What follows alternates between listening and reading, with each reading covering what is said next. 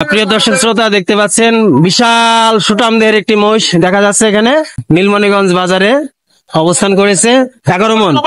আচ্ছা, সরাসরি মহিষ মালিকের সাথে কথা বলবো। কেমন আছেন?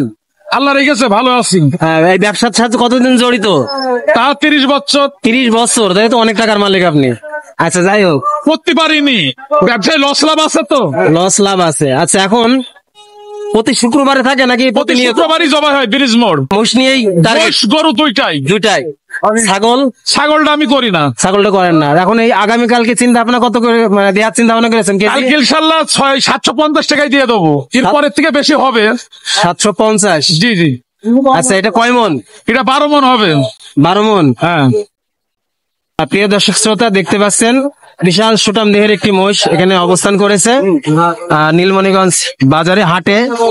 আগামীকালকে তারা শুক্রবার কান্তপুর ব্রিজ মোড়ে জবাই করবে। তা আপনারা যারা মহিষের গোশ খাতে ইচ্ছুক অবশ্যই সরাসরি চলে যাবেন এবং আসলে মহিষটা দেখতে খুবই সুন্দর, কোনো জায়গায় কোনো খুঁত নাই, অনেক বড় দেখতে পাচ্ছেন।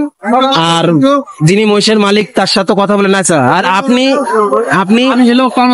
কর্মচারী। আচ্ছা, এখন বিষয় হয়েছে, আমি একটা প্রশ্ন করি, যে অনেক সময় দেখা যায় যে গোশ মানে 3 পর গোশ 1 কেজি হয়ে যায়, এরকম হয় না তো? আমার কোনো গ্যারান্টি দেবো ভাই, এটা সঠিক মাপ বুঝে নেবে। আচ্ছা, প্রিয় দর্শক শ্রোতা, যিনি নিজে কষায়, যিনি গোশ চুরায়, তিনি নিজেই বললো যে গ্যারান্টি সহকারে গোশ দেবে। গোশের ভিতর যদি কোনো 2 নম্বরে হয় তাহলে তার কাছ থেকে বুঝে নেবে, এর উপর তার কোনো কথা নেই।